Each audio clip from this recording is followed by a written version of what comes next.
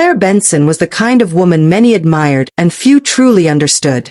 In her late 20s, she lived in a modest but stylish apartment in the city, not far from the offices of the multinational firm where she worked as a lead marketing strategist.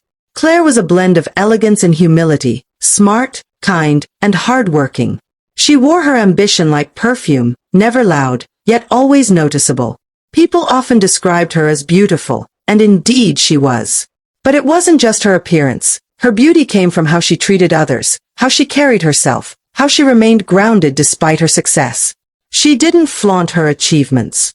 She simply worked, helped others rise, and minded her peace. Claire's financial life was in order. She had savings, investments, and a well-structured budget. She didn't grow up rich, so she understood the value of planning. But even more than her professional or financial strength, Claire's richest treasure was the relationships she nurtured. Among these relationships, two stood out: her best friend, Prissy, and her boyfriend of 8 years, Frank. Prissy was her soul sister. They had met during their university years and had remained close ever since.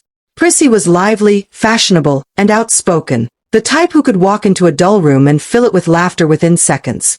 She and Claire were like opposite sides of a coin. Claire was quiet and reflective. Prissy was bold and expressive. Yet, their differences complemented each other. They did almost everything together: shopping, Sunday brunch, beach outings. They shared clothes, makeup kits, and life plans. Claire once told her, "If I ever win the lottery, I'm buying you a house next to mine." Prissy had laughed and said, "You better." Then there was Frank, the man Claire had loved since university. They met at a book club meeting during their freshman year. Frank was smart, calm, and had a charming smile that made even serious conversations feel warm. Their connection was instant. What began as shared notes and late-night library sessions slowly blossomed into a love that survived the test of time. Through school stress, job searches, and early career challenges, Claire and Frank stayed together. He supported her dreams, and she believed in his. They talked about their future often: marriage, children, building a life together. Though they hadn't taken that final step yet, it felt like only a matter of time. Their relationship wasn't without flaws, of course. They had disagreements, over work hours, over priorities, even over Prissy sometimes. But they always made it through. They were deeply in love. Or so Claire believed. To her, trust was everything. She trusted Frank, and she trusted Prissy. And more than anything, she trusted the bond they all shared. But trust, as Claire would soon learn, is a fragile glass. One careless crack, and it shatters. It was a bright Monday morning when Claire received the email that would mark the beginning of her unraveling. Subject: International Business Summit Invitation. Urgent. The company had chosen her to represent the firm at a prestigious international business summit. It was a one-week event in another city, with global attendees and top-tier professionals in the marketing world. It was a huge opportunity, something she had dreamt of for years. She squealed in excitement, clutching her phone as she read the email again and again. The dates, however, made her pause. It was the week of Frank's birthday. Claire sighed. "Why now?" she muttered, pacing in her living room. That evening, she met with Frank and broke the news. "I got invited to this huge summit in Lagos," she said, eyes bright with excitement. "It's a dream come true." Frank smiled and pulled her close. "That's amazing, babe. I'm proud of you." Claire rested her head on his chest. "But it means I won't be here for your birthday." He shrugged. "I'll miss you, but this is big. Don't worry about me. We'll celebrate when you return." She nodded, though a small pang of guilt lingered in her chest. She also told Prissy, who shrieked in delight and hugged her. "Girl, you're going global." Claire grinned. "I'll be gone just a week. You'll shine. Just don't forget your best friend when you meet international big shots," Prissy teased. As the weekend approached, Claire packed her bags with excitement and a little heaviness. She planned a pre-birthday dinner for Frank before leaving and gave Prissy her apartment keys to water the plants and check the mail. At the airport, Claire called Frank. "I love you." "I love you more," he replied. She called Prissy next. "Take care of him for me. And don't forget the cactus in the living room. It gets cranky if it doesn't get water." Prissy laughed. You sound like his wife and the plant's mother. Go do your thing. We've got this. Claire boarded her flight, believing everything at home was safe. She had no idea that while she was gone chasing a dream, everything she held dear was beginning to slip through her fingers. There's a delicate balance in any friendship involving three people, especially when love is at the center. For Claire, the trio she shared with Frank and Prissy felt like family. It wasn't unusual for the three of them to hang out, go to the cinema, attend weddings together, or even spend weekends at the beach house Claire rented for them once. They laughed a lot, supported one another, and trusted deeply. Claire never imagined Prissy as a threat. Frank, after all, had eyes only for her, or so she thought. And Prissy had known them from the start.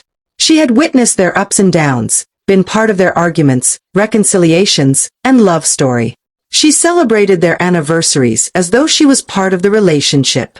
But sometimes, the people we trust too much are the ones we fail to watch closely. Frank and Prissy shared a different kind of bond too, one born from Claire's trust. They talked often, especially when Claire was unavailable or traveling for work. Prissy would occasionally help Frank plan surprises for Claire. Frank would confide in her when Claire seemed too busy or distracted. What began as innocent friendship quietly slid into something else, something no one spoke about, but everyone felt. They shared glances too long, laughter that lingered, inside jokes that didn't include Claire. And Claire, ever trusting, ever loving, noticed, but brushed it aside. I'm lucky, she once told a colleague, smiling. I have a best friend and a boyfriend who care about each other. She never knew how lucky could turn to cursed in a blink. Frank was having a hard time dealing with Claire's absence. The summit felt like a reminder of how far ahead she was, while he was still struggling to get noticed at his job. He was proud of her, genuinely, but he couldn't silence the small voice that whispered, she might outgrow you. That Friday morning, he woke up with a heavy heart. It was his birthday, but the joy was missing. He checked his phone. Claire had sent a long, heartfelt voice note. Happy birthday, my love. I wish I could be there to celebrate with you, but know that I'm thinking of you every moment. We've come so far, Frank. I'm proud of the man you are. When I get back, I'm throwing you a proper birthday bash. I love you. He smiled softly and replied with a quick, I miss you. Thank you. I love you too. Still, the silence of his apartment crept in. He didn't feel like being alone. He remembered the invitation to a birthday hangout with colleagues. A casual event, just a few drinks, music, maybe some dancing. Then he thought of Prissy. He called her. Hey, you busy tonight? He asked. Prissy sounded surprised. No, not really. Why? There's a small birthday thing at this rooftop lounge. I don't want to go alone. Claire's not around and I just thought. Prissy hesitated. Frank, are you sure? I mean, with Claire not here. It's just a party, he said. Just company. Nothing more. After a moment, she agreed. All right, I'll come. But you owe me cake. He chuckled. Deal. That night, Prissy looked stunning. She wore a soft blue gown that hugged her curves without screaming for attention. Frank wore a black shirt and a relaxed smile. When they walked into the lounge, people turned. They looked like a couple, unintentionally, but unmistakably. They danced, laughed, drank. One glass became two. Two became four. Time slipped away under the city lights. Prissy leaned in once during a laugh, and Frank didn't pull back. At one point, someone asked, Are you two together? They both laughed it off. No. Just friends, Frank said. But the seed was planted. By midnight, they were both tipsy. Frank offered to drive. Prissy protested at first, but she was dizzy and tired. Let's just go, she said, leaning on him. Back at Frank's apartment, they stumbled in laughing. He poured them water, but they barely drank. Instead, they sat on the couch, shoulder to shoulder. I had fun, Prissy whispered. Me too, Frank replied, his voice low. Silence. Then, like something beyond their control, Prissy leaned in. Frank didn't move. Their lips met. Soft. Then urgent. They paused, hearts pounding. This is wrong, Frank said breathlessly. I know, she replied, but her hand didn't move. Neither did his. They ended up in his bed.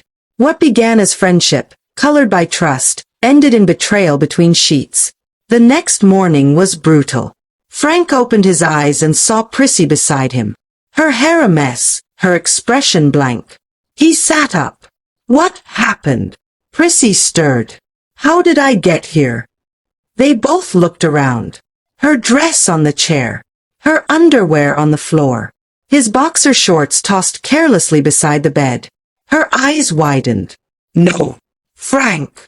He closed his eyes. I didn't mean to. Prissy shook her head. This didn't happen. This didn't happen, Frank. Tears rolled down her cheeks. They didn't talk for a long time. Just sat there, guilt thick in the air. Finally, Frank spoke. We can't tell Claire. Ever. Prissy nodded. She would never forgive either of us. And so the first wall of trust cracked. But it wouldn't be the last. Claire returned to her hotel room in Lagos that Sunday evening, drained but fulfilled. The summit had been all she hoped for. Panel discussions, breakout sessions, even a surprise invite to a VIP cocktail where she exchanged contacts with several industry leaders. Her presentation on digital marketing in emerging economies received a standing ovation. Her name was now on the radar of top executives across the continent. But even in all that success, she missed home. She missed the smell of her apartment after a long day. She missed cuddling under a blanket while watching old movies with Frank. She missed Prissy's random voice notes filled with jokes and gossip.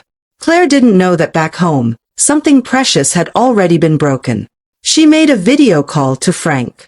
Hey birthday boy, she smiled as the screen lit up. Frank answered with a smile, but Claire noticed the tiredness in his eyes. Hey babe, did you have fun? Tell me everything. Frank scratched his head and forced a chuckle. Yeah, it was good. Some friends from work invited me out. Nothing serious.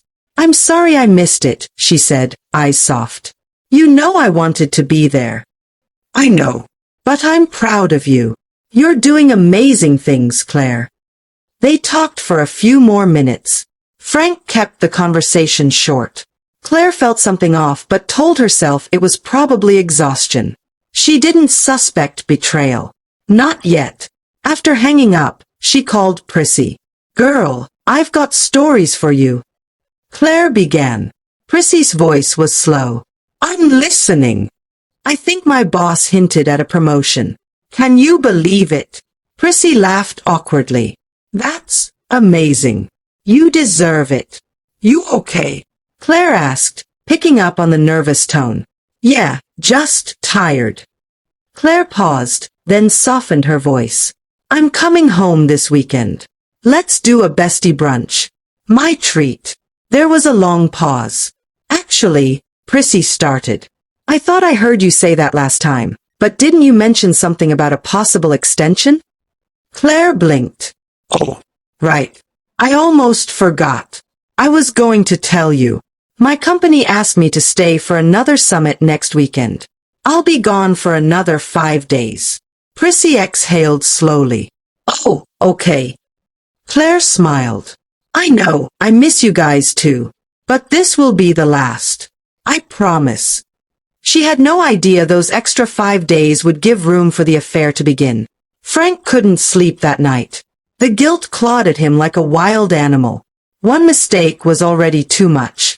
But the silence between him and Prissy since that night felt unbearable. He didn't know what they were now. A mistake. A shameful memory. He had to clear the air. By Tuesday evening, he found himself driving to Prissy's apartment. He planned to apologize, to put an end to whatever confusion had grown between them. He knocked. The door opened. Prissy stood there, wearing an oversized shirt and shorts. Her expression unreadable. I shouldn't have come, Frank muttered. You did anyway, she said softly. I just wanted to say I'm sorry. We were drunk. We weren't thinking straight. She nodded, stepping aside. You want to come in? He hesitated but walked in. They sat in silence for a moment. I feel sick, Frank confessed. I haven't been able to look at myself properly. I've been trying to erase that night from my mind, Prissy whispered. But it keeps replaying. He looked at her, regret on his face. Claire doesn't deserve this. No, she doesn't. Then silence again. But instead of ending things, something else happened. A moment of weakness.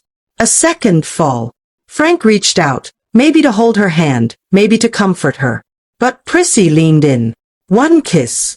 Then another. And that night, they crossed the line again. No alcohol. No excuses. Just a choice. The next morning, they sat on opposite sides of the bed, ashamed. We need to stop this, Frank said firmly. Prissy nodded, tears in her eyes. We're already too deep. It was supposed to be one mistake. But now it's a secret. Frank got up, pulled on his jeans. We can't let her find out. Ever. What happens if she does? She won't, Frank said, voice cold. And so, the affair began, not fueled by passion, but by guilt and fear. A toxic bond built on silence and betrayal. Every call Claire made now became an interruption. Every sweet message, a stab of guilt. But she remained unaware. She believed she had a best friend and a boyfriend waiting for her back home. She believed love was still a gift she possessed. She didn't know they were already rewrapping it for each other. Claire had always dreamed of representing her company on an international stage. Her current role as lead strategist was already impressive, but this second summit was something else. It was a gateway. The first summit had opened doors. Now, with her invitation extended to attend the leadership panel, she was among the youngest professionals present and the only woman of African descent on the speakers list. But while her career was blooming, her heart remained anchored in thoughts of home. She missed Frank. She missed Prissy. Every night before bed, she video-called Frank, asking how his week was going, if he had eaten, what shows he was watching. Sometimes he seemed distracted. Sometimes he sounded warm. Other times, he cut the calls short. She noticed, but she didn't want to overthink it. Long distance could be weird. She had read articles on how distance created space for doubt. She wasn't going to fall into that trap. She chose trust. She believed in her people. At the same time, she leaned heavily on her purpose. She was being seen, heard, valued, and she deserved it. One evening after a successful presentation, her boss approached her with an offer. Claire, he said, I want you to consider taking on a regional role. This would mean traveling across Africa every quarter, leading our campaigns, and being the face of innovation. Claire's eyes widened. Sir, that's huge. You're ready for it, he said simply. She wanted to scream with joy, but she composed herself. Thank you. I'll think about it. That night, she sat by her hotel window, holding her phone, staring at Frank's contact. Should she tell him? She hesitated. Instead, she sent him a simple message, missing you more today than usual. Hope you're okay. Frank replied 2 hours later, yeah, just tired. We'll talk tomorrow. Sleep well. Claire's heart tightened. But she let it go. Meanwhile, back home, Frank and Prissy were already knee-deep in something neither of them knew how to handle. After the second encounter, they both agreed to avoid each other for a while. But the silence only deepened the tension. Frank found himself thinking about her randomly, when he saw her perfume on Claire's dresser or heard her laugh echo in his head. Prissy, on the other hand, struggled with guilt. Her friendship with Claire had spanned years. They'd shared their dreams, pain, love stories. And now, she was sharing Claire's man. Each time Claire sent her voice notes or funny photos from the summit, Prissy felt like she was being stabbed with kindness. Claire had no idea. She was still calling her my sister and sending gifts from Lagos. One morning, Prissy received a parcel at her doorstep, sent from Claire. Inside was a silk scarf, a handwritten note, and a bracelet. This reminded me of you. Miss you more than I expected. Hold down the fort till I return. Love, Claire. Prissy burst into tears. The bracelet dropped from her trembling hands. Later that day, she texted Frank, I can't do this anymore. He called her. We need to talk. I'll come over tonight. When he arrived at her apartment, she looked at him with red-rimmed eyes. She sent me a bracelet, Prissy said. She still calls me her sister. I know, Frank replied, pacing the room. I hate what we've done. Then why does it feel like we can't stop? Frank turned to her. Because we already crossed the line. Now we're trying to pretend we didn't. I'm scared, Frank. So am I. They stood in silence. Then Frank spoke again. Let's just ride it out. Until she returns. Then we end it.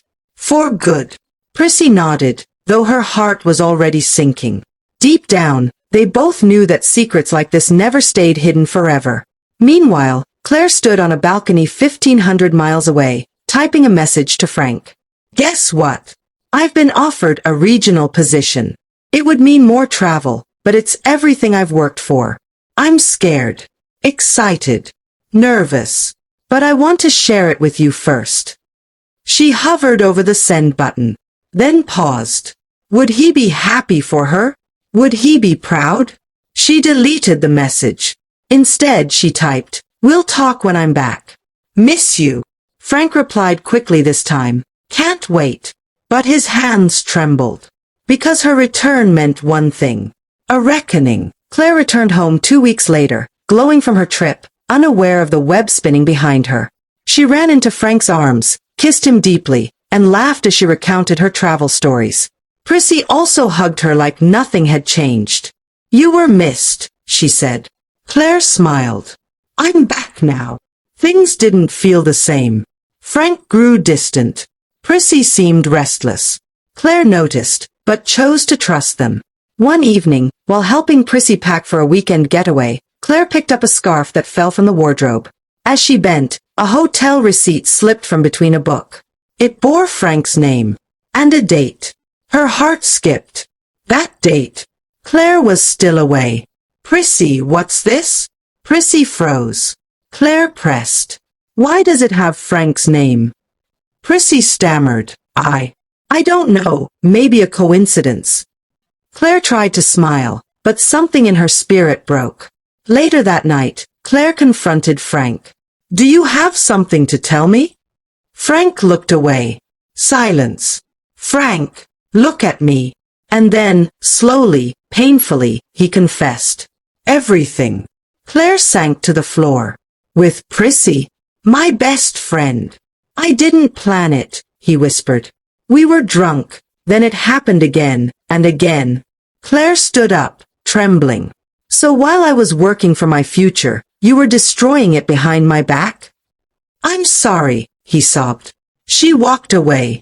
Claire went silent for weeks. She moved into a hotel. She left her apartment, blocked both of them, and focused on work. But the pain stayed. One evening, she sat by her hotel window, watching raindrops race down the glass. She whispered to herself, what did I do to deserve this? Then, slowly, the answer came, nothing. It wasn't her fault. Their betrayal wasn't a reflection of her worth. It was a revelation of their character. Months passed. Claire began therapy. She took long walks. She journaled. She traveled again. This time, not for work, but for healing. She met new people, laughed again, and started her own business, a women's support community called Charisas. It became a haven for women who had been betrayed, broken, and needed strength. Claire gave hope. And in doing so, she found her own. A year later, she bumped into Prissy at a women's event. Prissy looked older. Guilt had aged her. Claire, she said quietly. Claire paused. Prissy, I'm sorry. I know, Claire replied, her voice calm. I forgave you, long ago. But we're not the same anymore. Prissy nodded, tears in her eyes. And Frank? Claire asked. He left, she said. We didn't last. It was built on shame. Claire smiled gently. I hope you find healing. She walked away, head high, heart healed. Please, subscribe to African Tales by Hellengold for more African stories. Comment, like, share, and turn on your notifications.